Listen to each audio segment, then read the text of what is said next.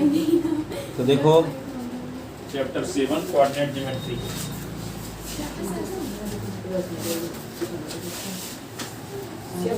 कहाँ तक आएगा आपका, आप लोगों को 7 तक आएगा।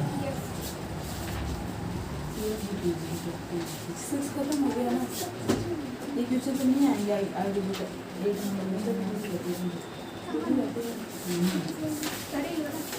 कोऑर्डिनेट पता नहीं क्या नहीं रहा इस समय। कोऑर्डिनेट ज्योमेट्री चैप्टर 7 है ना।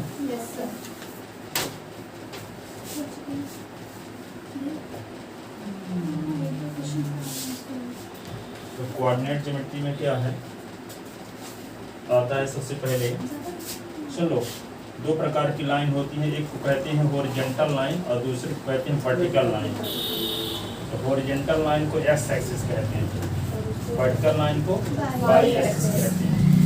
एक्स एक्सिस और वाई एक्सिस जहाँ पे काटते हैं उसको ओरिजिन पॉइंट कहते हैं। उसका कोऑर्डिनेट होता है 0,0।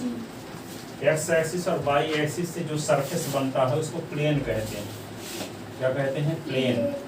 और इस प्लेन में कोई पॉइंट पी ले लेते हैं, पॉइंट पी से एक्स एक्सिस में परपेंडिकुलर पीएम खींचते हैं और पी से वाई एक्सिस में पीएन परपेंडिकुलर खींचते हैं। ओ से एम तक की डिस्टेंस यदि एक्स है और ओ से एन तक की डिस्टेंस यदि वाई है, तो यहाँ पे एक्स कामा वाई कहलाएगा पॉइंट पी का कार्टेशियन कोऑर्डिनेट या कोऑर्डिनेट कहलाएगा, ठीक है। और एक्स कहलाएगा पॉइंट पी का एब्सिसा और वाई कहलाएगा पॉइंट पी का ऑर्डिनेट, एब्सिसा और ऑर्डिनेट, ठीक है। एक्स कहलाएगा A B S C I double S A abscissa और वाई कहलाएगा ordinate, ordinate of point P, ठीक है, एब्सिसा ऑफ पॉइंट पी, ठीक है। टी का क्या कहलाएगा? एब्सिसा एस कहलाएगा, वाई कहलाएगा ऑर्डिनेट, ठीक है। तो एक्स है क्या, जो पॉइंट दिया प्लेन में पॉइंट लिए हैं वहां से हम एक्स एक्सिस में परपेंडिकुलर ड्रा किए हैं, तो परपेंडिकुलर का जो फूट पॉइंट है ओरिजिन से जितनी डिस्टेंस पर है वो एक्स है, ठीक है। ये फूट पॉइंट की ओरिजिन से डिस्टेंस है एक्स है, जिसको एब्सिसा कहते हैं। और पी से वाई एक्सिस में जो परपेंडिकुलर ड्रा किए हैं, तो परपेंडिकुलर का फूट पॉइंट ओरिजिन से जितनी डिस्टेंस पर उसको वाई कहे हैं। तो ये एक्स और वाई का जो ऑर्डर्ड पेयर है, एक्स वाई को कॉमा लगा के ब्रैकेट के अंदर लिख देते हैं, उसको कहते हैं एक्स वाई का ऑर्डर्ड पेयर। क्या कहते हैं? Ordered pair. X comma Y क्या कहलाएगा? X Y ordered pair point P का कहलाएगा कार्टेशियन कोऑर्डिनेट, और एक्स कहलाएगा पॉइंट पी का एब्सिसा और वाई कहलाएगा पॉइंट पी का ऑर्डिनेट, ठीक है। अब देखो क्या करोगे, तो लिखते हैं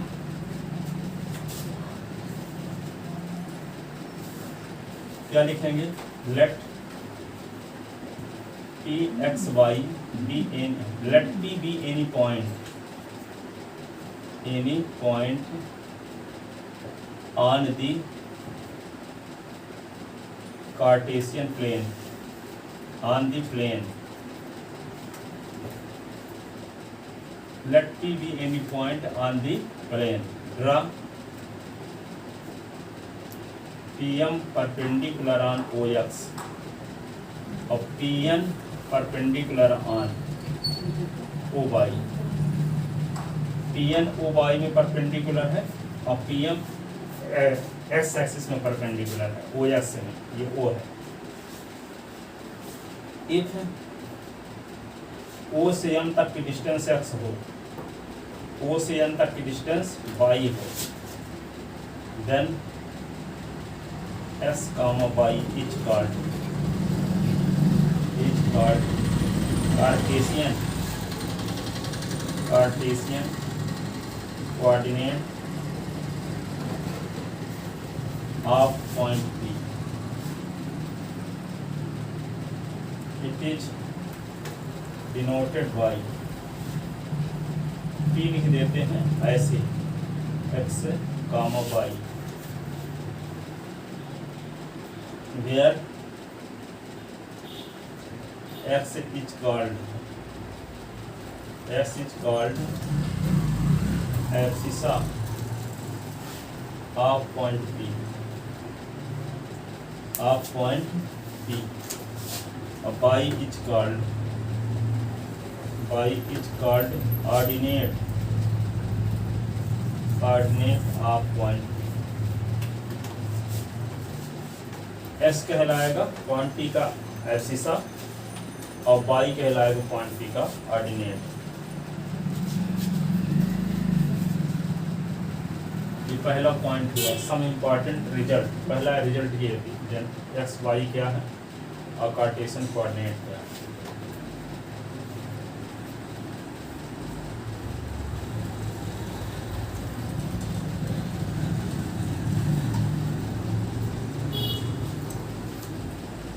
लिखिए, यदि मान लो पॉइंट एम की ओरिजिन से डिस्टेंस कितनी है एक्स, तो एम का कोऑर्डिनेट लिखा जाएगा x, 0। यदि कोई पॉइंट एक्स एक्सिस में कंटेन है तो उसका ऑर्डिनेट ऑलवेज 0 होता है। एब्सिसा तो कुछ होगा लेकिन ऑर्डिनेट 0 होगा। यदि कोई पॉइंट वाई एक्सिस में कंटेन है तो उसका एब्सिसा 0 होगा, ऑर्डिनेट कुछ ना कुछ होगा। ठीक है, यदि कोई पॉइंट एक्स एक्सिस में कंटेन है तो इसका ऑर्डिनेट 0 होता है, और कोई पॉइंट वाई एक्सिस में कंटेन है तो इसका एब्सिसा 0 होता है। ठीक है, सेकंड पॉइंट लिख लो, if any point lies in, if any point lies in x axis whose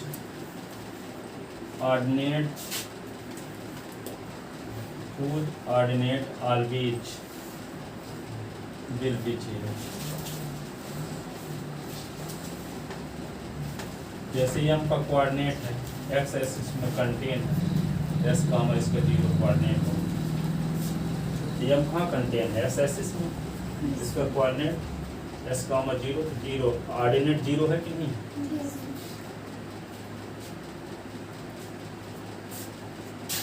तीसरा point, if any point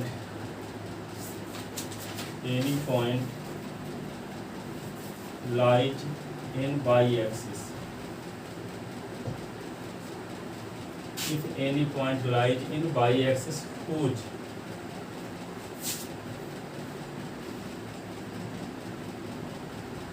abscissa always will be 0। If any point lies in y-axis whose abscissa always will be 0।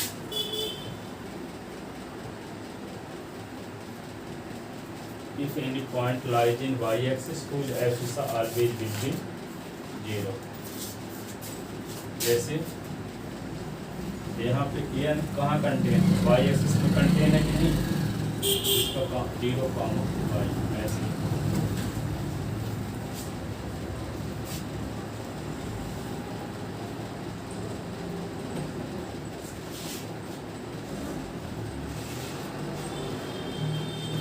ठीक है,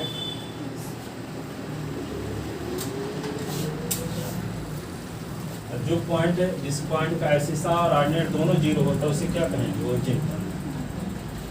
ठीक है,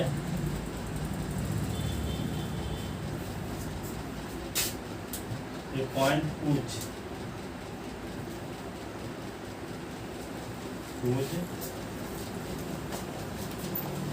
abscissa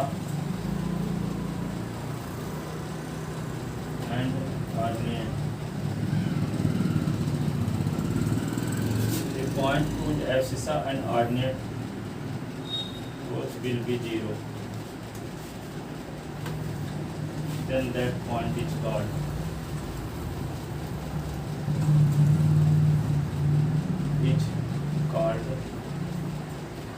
origin point, whose coordinate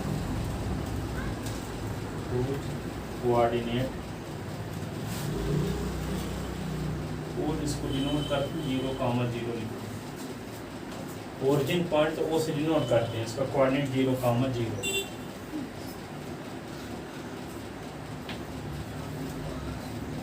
लिख लेते ना।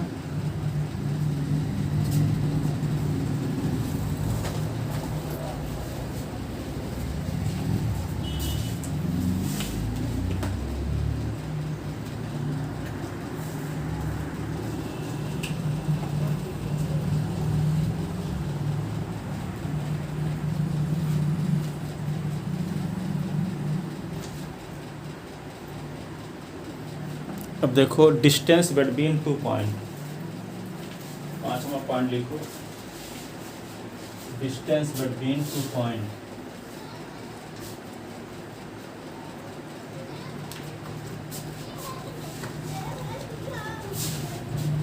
Distance between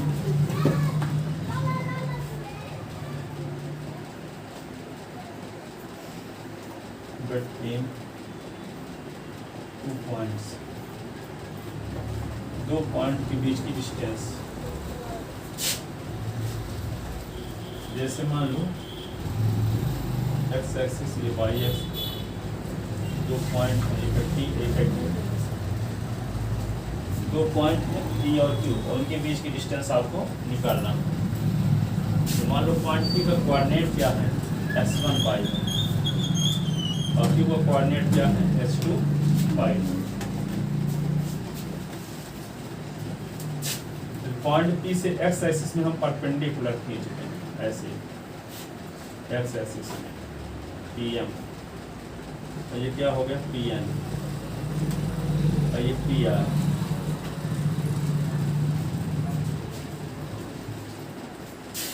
जब P का कोऑर्डिनेट s1 y1 है, तो जो परपेंडिकुलर खींचा गया है एम की ओरिजिन से डिस्टेंस कितनी होगी, ये x1, और ये डिस्टेंस क्या होगी y1, और ये डिस्टेंस क्या होगी x2, और ये डिस्टेंस क्या होगी y2। तो ये वाली डिस्टेंस तो y1 है, तो ये भी डिस्टेंस y1 हो जाएगी, ये वाली यहाँ से आएगी। ये टोटल y2 है, ये y1 है, तो ये क्या होगी y2 माइनस y, और ये s1 है, ये s2 है, तो ये वाली डिस्टेंस क्या होगी, ये वाली s2 माइनस s1। यदि यहाँ से यहाँ तक की डिस्टेंस s2 है और यहाँ से यहाँ तक की डिस्टेंस s1, तो m से n तक की डिस्टेंस क्या होगी s2 माइनस s1। तो जो m से n तक की डिस्टेंस होगी वही p से r तक की भी डिस्टेंस होगी, तो ये भी होगी s2 माइनस s1। और ये डिस्टेंस y2 माइनस y1, ये परपेंडिकुलर खींचा गया तो यहाँ 90 डिग्री के एंगल बनेगा। एक राइट एंगल हो गया, तो ये बेस है, ये परपेंडिकुलर, ये हाइपोटेनस, तो पीजीटी लग जाएगा। क्या लग जाएगा पीजी। तो क्या होगा पी क्यू का square is equal to P R का स्क्वायर प्लस आर क्यू का स्क्वायर, पाइथागोरस थ्योरम से, ठीक है। तो यहाँ पी क्यू का स्क्वायर इज इक्वल टू लिखोगे पी आर का स्क्वायर प्लस आर क्यू का स्क्वायर, ऐसे। तो पी क्यू का square is equal to P R क्या है आपको s2 माइनस s1 का स्क्वायर, ये क्या होगा y2 माइनस y1 का स्क्वायर। तो इसका स्क्वायर हटाएंगे तो रूट लग जाएगा, under root s2 minus s1 का स्क्वायर और प्लस y2 माइनस y1 का स्क्वायर। ये दो पॉइंट के बीच की डिस्टेंस निकालने का फार्मूला है। लिखोगे गिवन 2 पॉइंट, गिवन 2 पॉइंट कौन कौन, एक है P जिसका कोऑर्डिनेट है s1 y1 और दूसरा Q है जिसका कोऑर्डिनेट है s2 y2। Then we have to find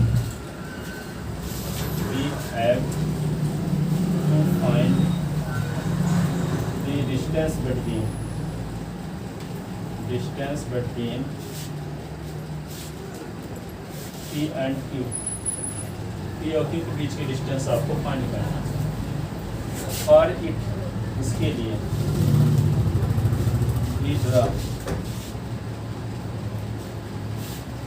perpendicular on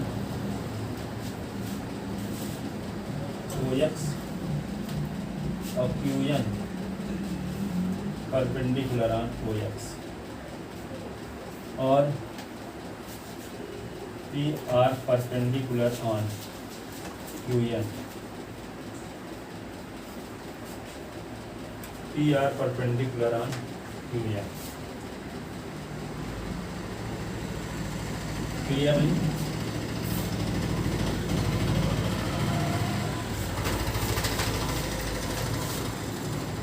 OM is equal to क्या होगा x1, ON is equal to क्या होगा s2, तो MN इज इक्वल टू क्या होगा ON माइनस OM, ये होगा s2 माइनस s1, और यही क्या होगा PR।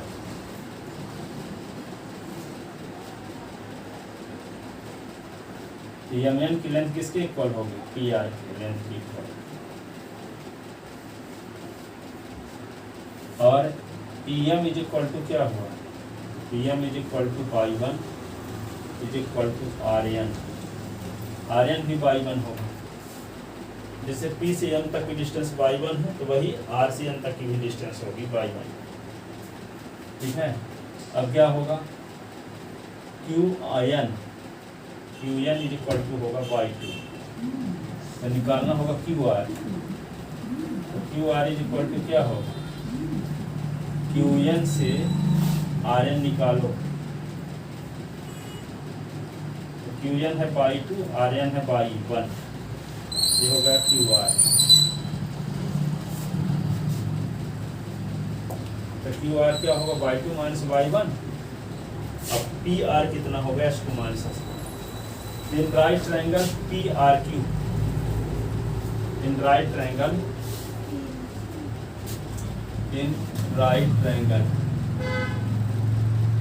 PRQ by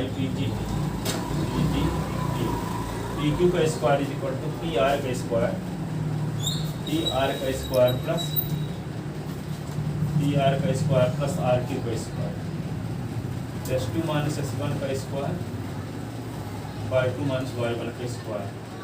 तो PQ इज इक्वल टू जब निकालेंगे तो इसका स्क्वायर हटाएंगे तो रूट हो जाएगा। h2 माइनस h1 का स्क्वायर y2 माइनस y1 का स्क्वायर। अब ये नहीं कि स्क्वायर लगाते स्क्वायर रूट आप लेते h2 minus h1 y2 minus y1। यहाँ प्लस लगा तो नहीं ले सकते स्क्वायर रूट आप। ठीक है। P से Q तक की डिस्टेंस निकालेंगे फार्मूला आ गया root of h2 minus h1 का स्क्वायर और y2 माइनस y1 का स्क्वायर। अब कोई कहता है सीधी से रीवा तक की डिस्टेंस कितनी है? 72 किलोमीटर। तो रीवा सीधी क्या होगी? 72। जो P से Q तक की डिस्टेंस है वही Q से P तक की डिस्टेंस है। तो आप ऐसे भी लिख सकते हैं इसको QP is equal to s1 minus s2 का स्क्वायर और y1 माइनस y2 का स्क्वायर। तो आप P से Q तक की डिस्टेंस का फार्मूला चाहिए लिखो दोनों से। और 50-50 सही नहीं है कि इसमें h2 माइनस s1 कर दिए, इसमें y1 माइनस y2 कर दिए। यदि h2 माइनस s1 किए हो यहाँ तो y2 माइनस y1 करना पड़ेगा। और इसमें s1 माइनस h2 किए तो y1 माइनस y2 करना। ठीक है। एक है जैसे क्रम होना चाहिए। एक का ऐसा हो तो एक का ऐसा हो, ऐसा पॉसिबल नहीं है, गलत हो जाएगा। ठीक है। h2 माइनस s1 का square plus y2 minus y1 का स्क्वायर। दो पॉइंट के बीच की डिस्टेंस निकालने का ये फार्मूला लिख लिए। अभी एक दो चार सिंपल क्वेश्चन देखो, फिर इसके बाद सब क्वेश्चन बताते हैं। दो पॉइंट के बीच की डिस्टेंस का फार्मूला बताया, इस पर कुछ क्वेश्चन देखते हैं। Find the distance between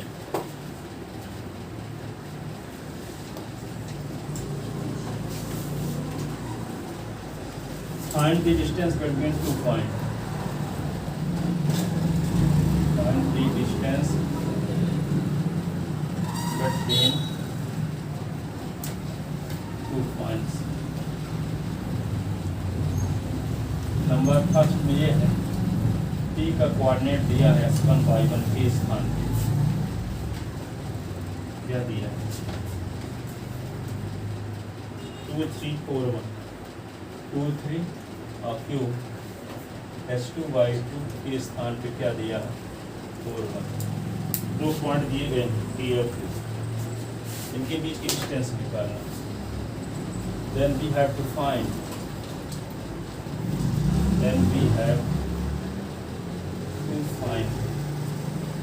distance between P and Q। तो PQ is equal to h2 minus h1 का स्क्वायर y2 माइनस y1 का square. PQ is equal to h2 minus h1 का स्क्वायर क्या होता है? h2 की वैल्यू है 4, s1 की वैल्यू क्या है 2, y2 माइनस y1 का स्क्वायर तो 1 माइनस y2 की वैल्यू 1 है और y1 की value 3। pq is equal to 4 से 2 निकालोगे 2 आएगा, 2 का स्क्वायर। 1 से 3 निकालो -2 का square. pq is equal to 4 + 4। pq is equal to 4 क्या होगा 8। pq is equal to 2 into 2 into pq is equal to 2 आ गया डिस्टेंस P से Q को बीच की।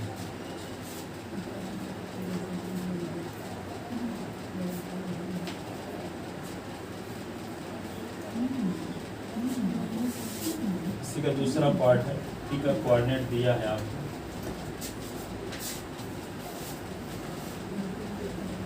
-5 7 S1 y1 के स्थान पे क्या दिया है -5 7 और क्यूब S2 y2 के स्थान पे दिया है -5। ये 7 पॉजिटिव भी है। दूसरा है -1 3 -1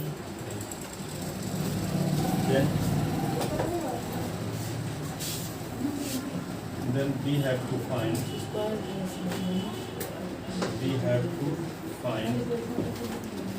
distance between P and Q. PQ is equal to root of S2 minus S1 का स्क्वायर Y2 minus Y1 का स्क्वायर। तो PQ is equal to S2 minus S1 तो -1 -5 और ये क्या होगा 3 - 2 7 का square. PQ is equal to -1 + 5 का स्क्वायर 3 - 7 का स्क्वायर तो -4 का square. PQ is equal to 5 से 1 तो 4 का स्क्वायर -4 का square. PQ is equal to 16 और ये 16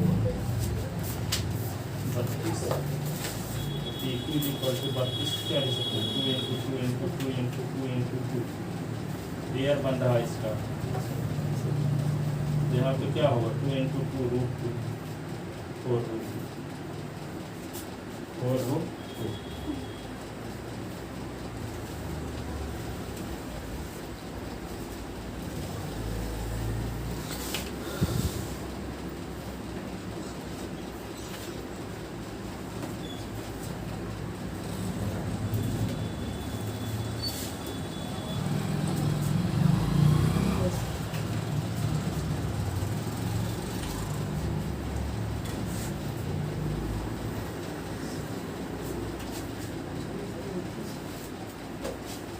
लिख ले। और तीसरा पार्ट में ये है P का कोऑर्डिनेट है 3 और 5 3 और 4 और Q का कोऑर्डिनेट है 7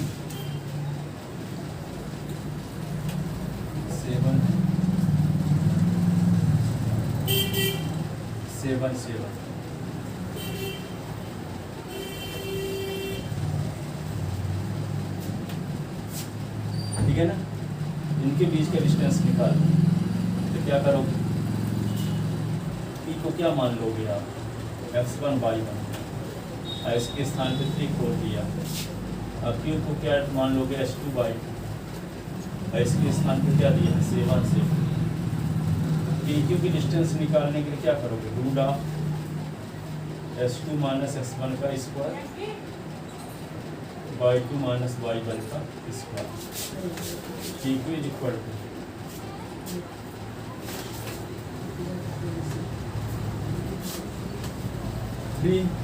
PQ S2 की वैल्यू क्या 7 minus 3 का स्क्वायर और 7 minus 4 का square. P Q is equal to क्या होगा 7 से निकालोगे तो 4 आएगा तो 4 का स्क्वायर ये 3 का square. P Q is equal to क्या होगा 16 और 9 तो P Q is equal to क्या आएगा 25 तो P Q is equal to 5 into 5 इसका पेयर बन रहा है P Q is equal to 5। तो 2 पॉइंट के बीच की डिस्टेंस इस तरीके से निकालते हैं। अब यूनिट कुछ भी हो सकती है यूनिट सेंटीमीटर मीटर किलोमीटर कुछ होगी डिस्टेंस नहीं जानते कुछ तो यूनिट लिख दें समझे। इस प्रकार 2 पॉइंट के बीच की डिस्टेंस आप निकाल सकते हैं। एक पॉइंट ऐसे दिया है चौथे नंबर में ई का कोऑर्डिनेट क्या दिया है ई कॉमा बी और क्यू का कोऑर्डिनेट दिया है माइनस ई कॉमा माइनस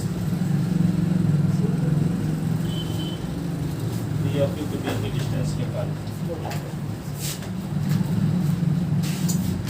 तो यहाँ पे क्या पी को डिनोट करते हैं S1 बाई 1 से इसके स्थान पे आपको दिया है AB। Q को डिनोट करते हैं S2 बाई 2 से और इसके स्थान पे दिया है माइनस ए और माइनस ए। तो PQ S2 minus x1 S2 minus x1 का स्क्वायर बाई 2 माइनस बाई 1 का square. PQ S2 minus x1 minus a और minus y minus b minus y 1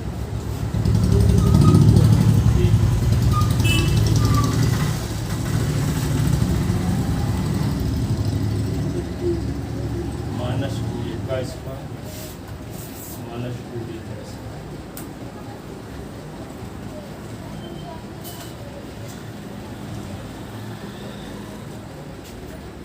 PQ is equal to क्या 4a square 4b square तो 4 common ले लो a square plus b square.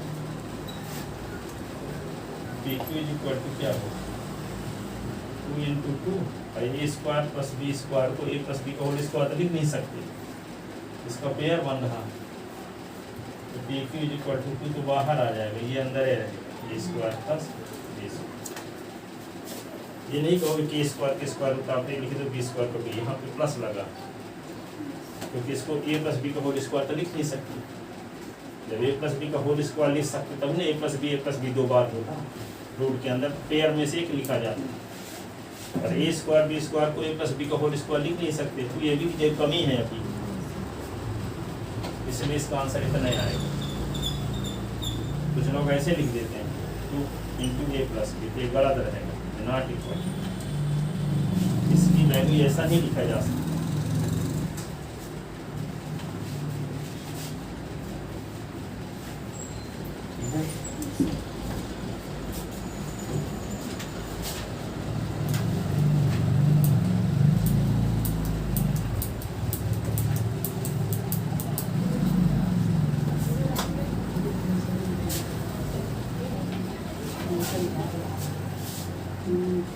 मान लो किसी class में 10 student है मान लो यहीं आता है 10 लोग रहते हैं तो पढ़ाने वाला तो यही चाहता है कि 10 लोग टॉप 10 में आ जाए। ऐसा भी है कि 10 लोग टॉप 10 में आ भी जाए है संभावना 100% की नहीं टॉप 10 में आ भी सकते हैं जब सभी लोग कि नहीं पर आएंगे नहीं क्यों क्योंकि वो मेहनत करने के लिए तैयार सब नहीं। पढ़ाने वाला तो यही चाहता है कि 100% सबका रिजल्ट आ जाए और ऐसा भी हो सकता है कि 100% सबका आ भी सकता है ऐसी भी पॉसिबिलिटी है पर आएगा क्यों नहीं क्योंकि 100% मेहनत करने के लिए सब तैयार नहीं।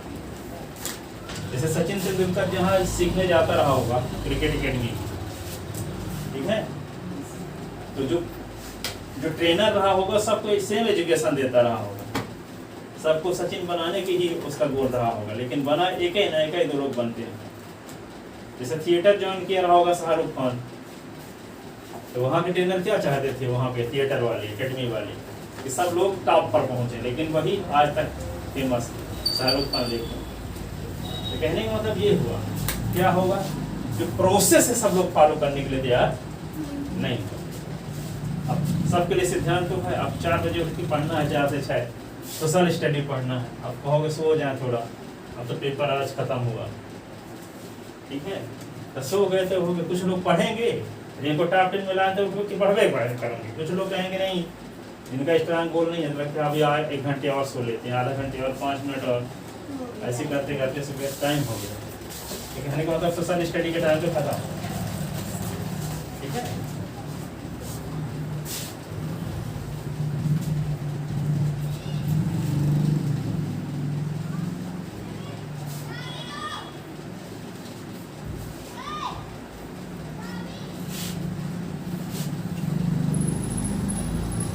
सेमिनार में गया था तो 50-60 लड़के ऐसे थे जिनकी एज 22 से 23 साल है, सब मर्सिडीज बनने चलते हैं खुद की इनकम से। तो जो सोनू शर्मा थे, इसी बात से शुरुआत है कि यही बात कि लोग सब कर नहीं सकते, प्रत्येक आदमी खरीद सकता 22 साल 23 साल की अवस्था, पर सब उसके लिए जो एक्टिविटी है वो करने के लिए तैयार नहीं।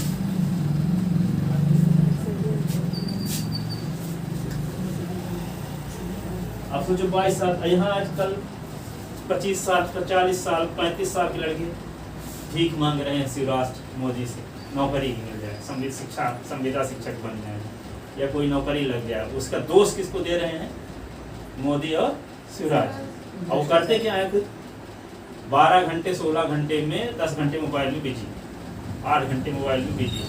जो जिनका ग्रेजुएशन कंप्लीट हो जाता है, घर वाले मम्मी पापा दे रहे हैं पैसा दाम, यहाँ शहर में रह के पढ़ते हैं, चाहे भोपाल पढ़ते हैं, चाहे यहाँ सीधी पढ़ते हैं, चाहे कहीं भी, अधिकांश 95% स्टूडेंट ऐसे रहते हैं बिजी विदाउट वर्क, ठीक है। अब वे कहते हैं मेरा सिलेक्शन क्यों नहीं होता, कैसे सिलेक्शन होगा, करते तो कुछ और हुआ। अब वे ऐसा करते भी नहीं, जब घर वाले ये सौंप देते कि आप वहीं रहो, खाओ, अपने से कमाओ भी, तो हम 4 साल तैयारी ना करते हुए 1 साल में निकाल लेते, ठीक है। एक लड़का मैं इंदौर में गया था, तो 1 साल वे 10 से लेकर रात को 10 बजे से सुबह 6 बजे तक ड्यूटी करता था, सिक्योरिटी गार्ड, ठीक है। कितने, रात को 10 से 6 और 7 बजे कोचिंग जाता था कोठारी इंस्टीट्यूट में। 1 साल के अंदर ड्यूटी करेक्टर हो गया। और जो लोग घर वाले पैसा भेज रहे हैं, उनके पास वो 10 से 6 जो ड्यूटी करता था, वो पढ़ाने की डायरेक्शन में जुड़ गया उसका। अब वो कोई क्वेश्चन पढ़ेगा तो उसका सेलेक्ट हो गया, हो करेगा, ठीक है। जो क्वेश्चन उसको कम पढ़ना पड़ेगा, बाकी लोग पूरे समय जब पढ़ेंगे तब उनका सेलेक्ट होगा कोई क्वेश्चन, और उनका कुछ भी पढ़ेंगे तो उनका सेलेक्ट हो ही जाएगा। और ये भी लगेगा कि हमको ये काम लंबे समय तक नहीं करना, नहीं तो हैबिटे बन जाएगी काम करने की, कि नहीं। लंबे समय तक कोई काम किया जाए तो वही काम करने की क्या हो जाती है, हैबिट बन जाती है।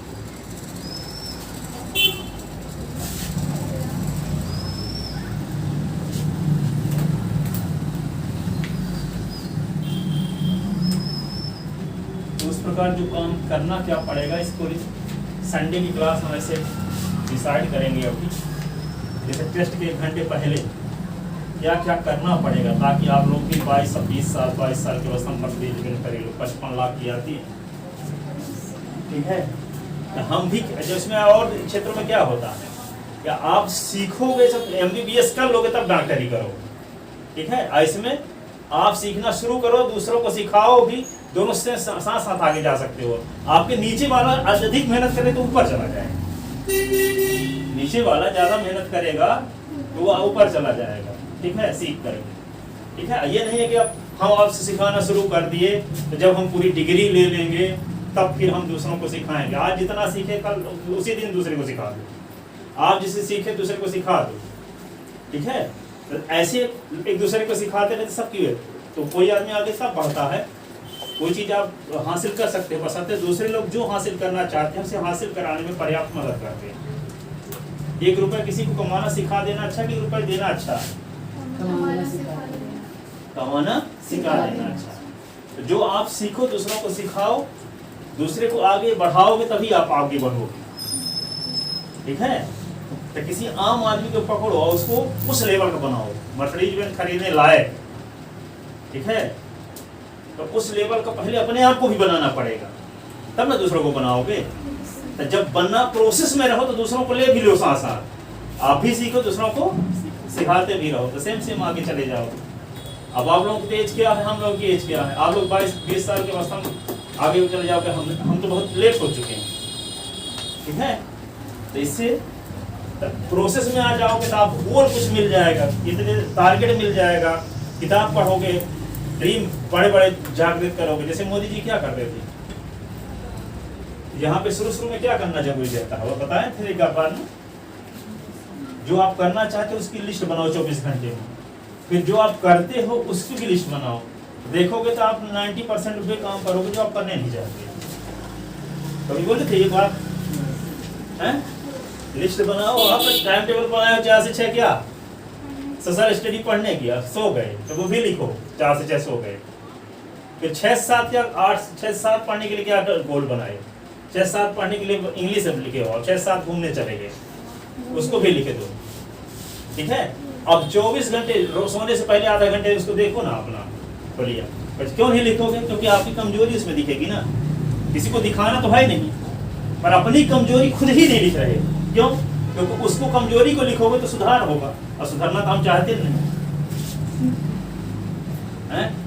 जैसे मान लो आज ही ऐसे किए, पता चला कि हम सोशल स्टडी नहीं पढ़े, इंग्लिश नहीं पढ़े, ठीक है, पर टहलने चले गए, कुछ करने चले गए, अनावश्यक खड़े होकर बात करते रह गए किसी के सामने, ठीक है, तो फालतू में जो उसकी जरूरतें नहीं तो करते रह गए, आपको महत्वपूर्ण काम बच गया। अब 11 बजे थोड़ी पढ़ पाओगे सोशल स्टडी, नींद आएगी, ठीक है। तो ये काम हर एक आदमी कर सकता है, टॉप 10 में आने वाला कोशिश नहीं कर सकता, कर सकता है कि नहीं कर सकता? हर एक आदमी टॉप 10 में आ सकता, आएगा थोड़ी, आता नहीं है, क्योंकि उसके लिए स्टेप जो जरूरी है कर नहीं पाता, ठीक है ना। तो जाओ, हो गया, अब आगे कल बताएंगे, क्योंकि और लोग आए नहीं हैं, आज भर इंतजार कर लेते हैं, टाइम भी हो गया होगा शायद, नहीं